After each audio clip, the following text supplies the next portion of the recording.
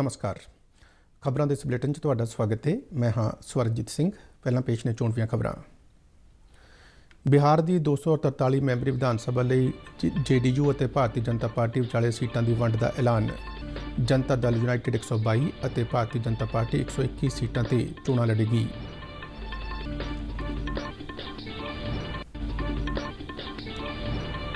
Bharatiya Janata party के कौमी प्रधान JP Nadda ने कहा कि प्रधानमंत्री नरेंद्र मोदी की अगवाई विच पार्टी उन्हां दे लोक सेवा और देश को विकास के राह ते लिजाण का संकल्प पूरा करेगी। दिल्ली में कल हुई मीटिंग में पार्टी अहुदेदारां नूं खेती सुधार कानूनों बारे किसान जागरूकता मुहिम नूं लोकां तक लिजाण की हिदायत।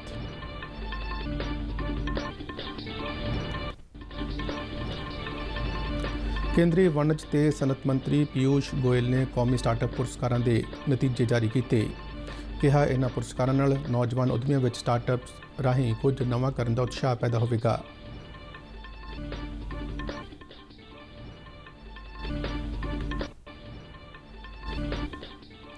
केंद्रीय कपड़ा मंत्री स्मृति ईरानी ने कहा कि खेती कानूनों विरुद्ध राहुल गांधी की यात्रा विचोलियां की सहायता करने तो इलावा होर कुछ नहीं है।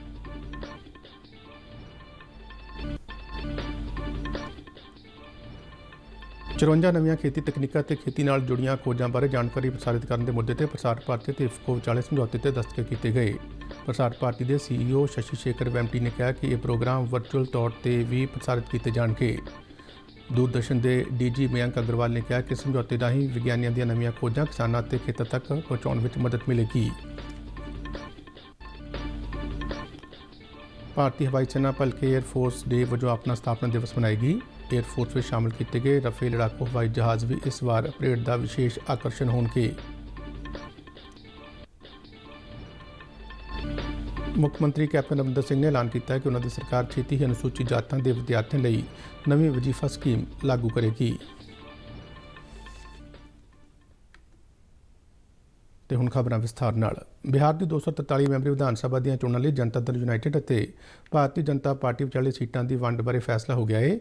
जनता दल यूनाइटेड के प्रधान और बिहार के मुख्यमंत्री नीतीश कुमार ने सूबे के उप मुख्यमंत्री और BJP के सीनियर आगू सुशील कुमार मोदी नाल सांझे तौर पर पटना में मीडिया कॉन्फ्रेंस दौरान ऐलान करदिआं कहा कि उन्होंने पार्टी विधान सभा दी 122 और भारतीय जनता पार्टी 121 सीटां ते चोणां लड़ेगी।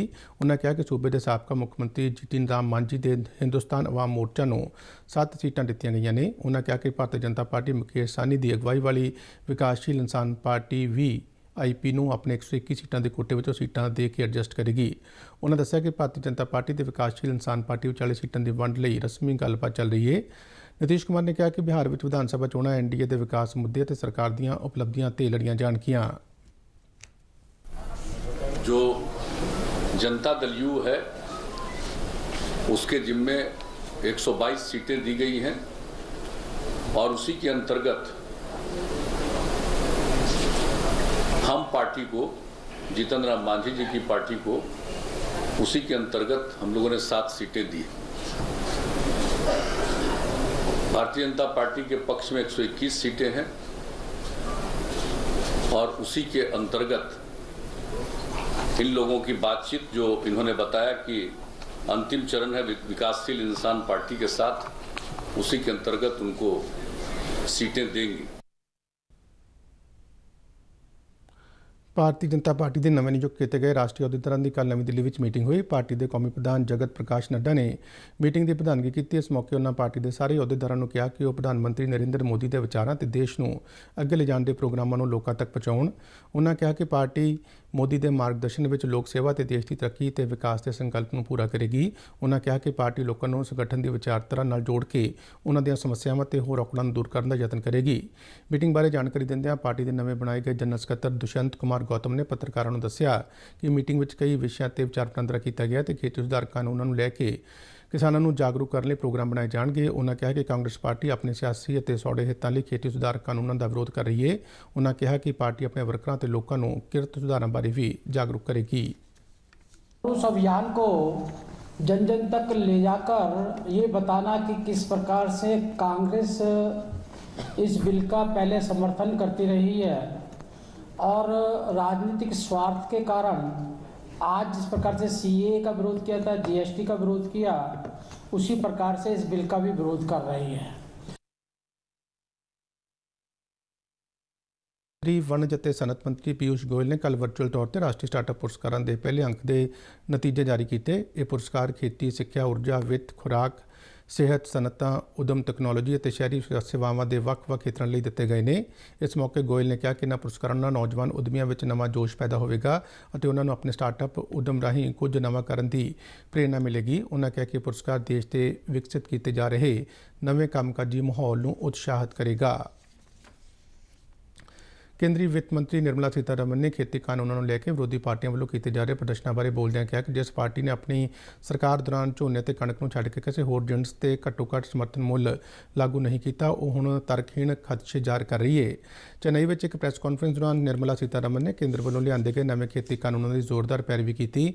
ਉਹਨਾਂ ਕਿਹਾ ਕਿ ਫਸਲਾਂ ਦਾ ਘੱਟੋ-ਘੱਟ ਸਮਰਥਨ ਮੁੱਲ ਖਤਮ ਨਹੀਂ ਕੀਤਾ ਜਾਵੇਗਾ। ਕੇਂਦਰੀ ਮੰਤਰੀ ਨੇ ਕਿਹਾ ਕਿ 2014 ਵਿੱਚ ਭਾਜਪਾ ਦੇ ਸੱਤਾ ਵਿੱਚ ਆਉਣ ਤੋਂ ਬਾਅਦ ਕਣਕ ਅਤੇ ਝੋਨੇ ਤੋਂ ਇਲਾਵਾ ਕਈ ਹੋਰ ਫਸਲਾਂ ਲਈ ਘੱਟੋ-ਘੱਟ ਸਮਰਥਨ ਮੁੱਲ ਕੀਤਾ ਗਿਆ। ਉਹਨਾਂ ਜ਼ੋਰ ਦੇ ਕੇ ਕਿਹਾ ਕਿ ਘੱਟੋ-ਘੱਟ ਸਮਰਥਨ ਮੁੱਲ ਯਾਨੀ MSP ਸੀ, MSP ਹੈ ਤੇ MSP ਰਹੇਗੀ। But how was it? If anything, now, obviously I'll have to utter a few things which pertain to different governments' periods. MSP was there. It's been there for a very long time. But it so got focused only on paddy and wheat that it led to also a distortion. That many farmers who were otherwise growing coarse grains, who were otherwise growing oil seeds, who were otherwise growing pulses also moved to growing paddy and wheat. Because MSP was every year annually during each crop being increased only for these two. ਕੇਂਦਰੀ ਕੱਪੜਾ ਮੰਤਰੀ ਸਿਮਰਤੀ ਇਰਾਨੀ ਨੇ ਕਿਹਾ ਕਿ ਖੇਤੀ ਕਾਨੂੰਨਾਂ ਦੇ ਮੁੱਦੇ ਤੇ ਕਾਂਗਰਸ ਪਾਰਟੀ ਵੱਲੋਂ ਕੀਤੇ ਜਾ ਰਹੇ ਵਿਰੋਧ ਪ੍ਰਦਰਸ਼ਨ ਸਿਆਸੀ ਲਾਹਾ ਲੈਣ ਦਾ ਯਤਨ ਦੱਸਿਆ ਹੈ। ਨਵੀਂ ਦਿੱਲੀ ਵਿੱਚ ਪੱਤਰਕਾਰਾਂ ਨਾਲ ਗੱਲਬਾਤ ਕਰਦਿਆਂ ਉਹਨਾਂ ਕਿਹਾ ਕਿ ਕਾਂਗਰਸ ਦੇ ਸੀਨੀਅਰ ਆਗੂ ਰਾਹੁਲ ਗਾਂਧੀ ਵੱਲੋਂ ਇਹਨਾਂ ਕਾਨੂੰਨਾਂ ਵਿਰੁੱਧ ਸ਼ੁਰੂ ਕੀਤੀ ਗਈ ਯਾਤਰਾ ਵਿਚੋਲਿਆਂ ਦੀ ਸਹਾਇਤਾ ਕਰਨ ਅਤੇ ਦੇਸ਼ ਨੂੰ ਲੁੱਟਣ ਤੋਂ ਇਲਾਵਾ ਹੋਰ ਕੁਝ ਨਹੀਂ ਹੈ। ਉਹਨਾਂ ਰਾਹੁਲ ਗਾਂਧੀ ਦੀ ਉਸ ਟਿੱਪਣੀ ਨੂੰ ਜਿਸ ਵਿੱਚ ਰਾਹੁਲ ਗਾਂਧੀ ਵੱਲੋਂ ਕਿਹਾ ਗਿਆ ਕਿ ਕਾਂਗਰਸ ਦੀ ਸੱਤਾ ਵਿੱਚ ਆਉਣ ਤੇ ਇਹਨਾਂ ਖੇਤੀ ਕਾਨੂੰਨਾਂ ਨੂੰ ਰੱਦ ਕਰ ਦਿੱਤਾ ਜਾਵੇਗਾ ਨੂੰ ਹਾਸੋਹੀਣੀ ਦੱਸਦਿਆਂ ਸਿਮਰਤੀ ਇਰਾਨੀ ਨੇ ਕਿਹਾ ਕਿ ਪਤਾ ਨਹੀਂ ਰਾਹੁਲ ਗਾਂਧੀ ਕਿਸ ਸੁਪਨੇ ਵਿੱਚ ਰਹਿ ਰਹੇ ਨੇ।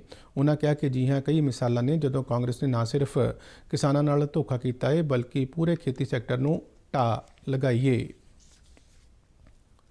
ਪ੍ਰਸਾਰ ਭਾਰਤੀ ਤੇ Indian farmer fertiliser cooperative limited IFFCO ਨੇ ਨਵੀਂ ਖੇਤੀ ਟੈਕਨੋਲੋਜੀ ਤੇ ਖੇਤੀ ਦੀਆਂ ਨਵੀਆਂ ਖੋਜਾਂ ਬਾਰੇ ਜਾਣਕਾਰੀ ਪ੍ਰਸਾਰਿਤ ਕਰਨ ਤੇ ਉਸ ਨੂੰ ਉਤਸ਼ਾਹਿਤ ਕਰਨ ਲਈ ਇੱਕ ਸਮਝੌਤੇ ਤੇ ਦਸਤਖਤ ਕੀਤੇ ਨੇ।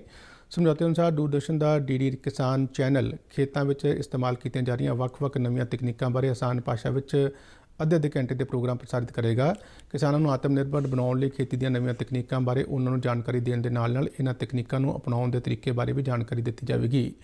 DD ਕਿਸਾਨ ਚੈਨਲ ਦੇ ਕੋਈ 25 ਲੜੀਆਂ ਦਾ ਪ੍ਰੋਗਰਾਮ ਪ੍ਰਸਾਰਿਤ ਕੀਤਾ ਜਾਵੇਗਾ ਜਿਸ ਵਿੱਚ ਕਿਸਾਨਾਂ ਨੂੰ ਆਸਾਨ ਭਾਸ਼ਾ ਵਿੱਚ ਜਾਣਕਾਰੀ ਮੁਹੱਈਆ ਕਰਵਾਈ ਜਾਵੇਗੀ।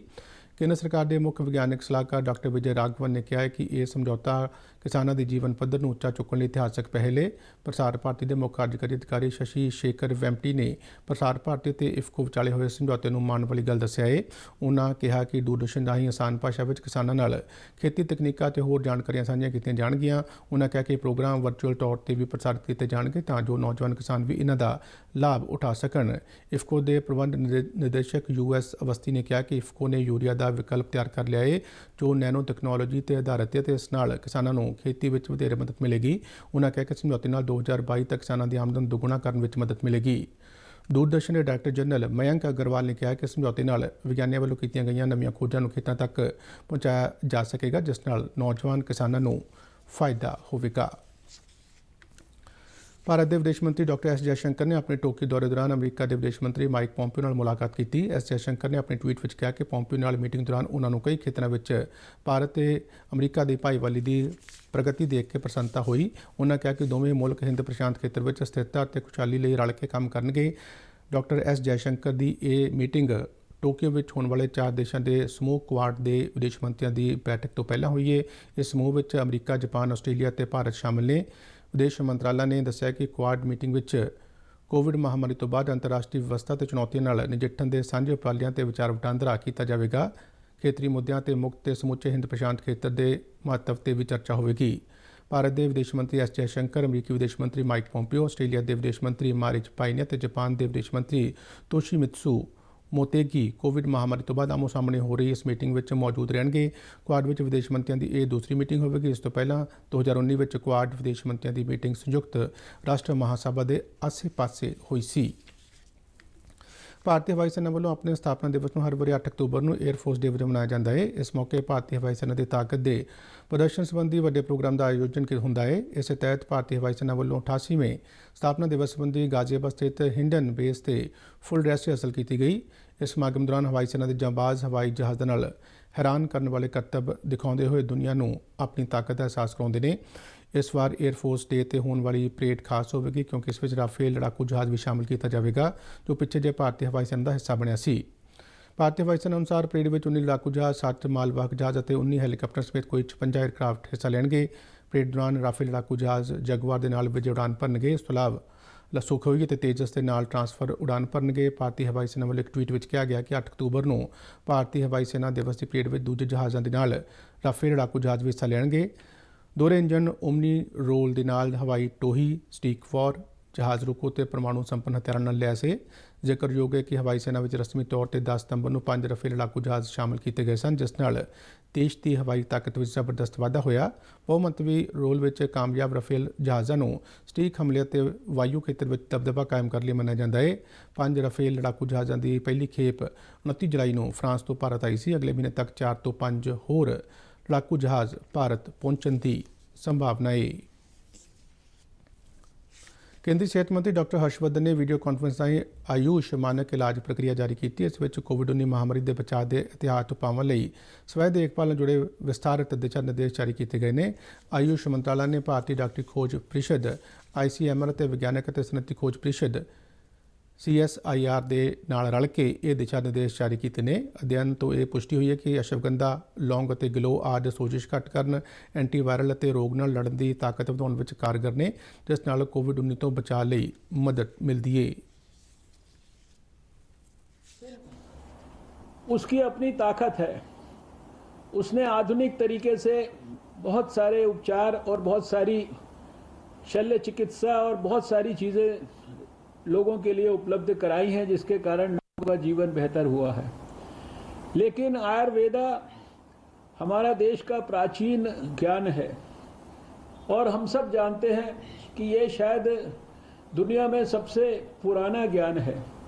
इसका उल्लेख हम सब जानते हैं कि वेदों में है और जैसा कि हम सब जानते हैं तो कहते हैं कि अथर्ववेद का इसको ऑफशूट माना जा सकता है। अगर ये कहा जाए तो ये अतिशयोक्ति भी नहीं है। ਪੰਜਾਬ ਦੇ ਮੁੱਖ ਮੰਤਰੀ ਕੈਪਟਨ ਅਮਰਿੰਦਰ ਸਿੰਘ ਨੇ ਐਲਾਨ ਕੀਤਾ ਕਿ ਉਹਨਾਂ ਦੀ ਸਰਕਾਰ ਛੇਤੀ ਹੀ ਅਨੁਸੂਚਿਤ ਜਾਤਾਂ ਦੇ ਵਿਦਿਆਰਥੀਆਂ ਲਈ ਨਵੀਂ ਵਜ਼ੀਫਾ ਸਕੀਮ ਲਾਗੂ ਕਰੇਗੀ।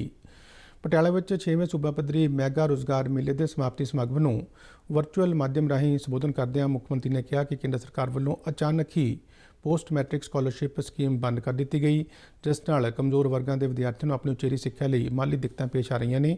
ਉਹਨਾਂ ਕਿਹਾ ਕਿ ਸੂਬਾ ਸਰਕਾਰ ਵੱਲੋਂ ਸ਼ੁਰੂ ਕੀਤੀ ਜਾਣ ਵਾਲੀ ਨਵੀਂ ਸਕੀਮ ਅਨੁਸੂਚਿਤ ਜਾਤਾਂ ਦੇ ਵਿਦਿਆਰਥੀਆਂ ਨੂੰ ਉਚੇਰੀ ਸਿੱਖਿਆ ਜਾਰੀ ਰੱਖਣ ਵਿੱਚ ਮਦਦ ਕਰੇਗੀ।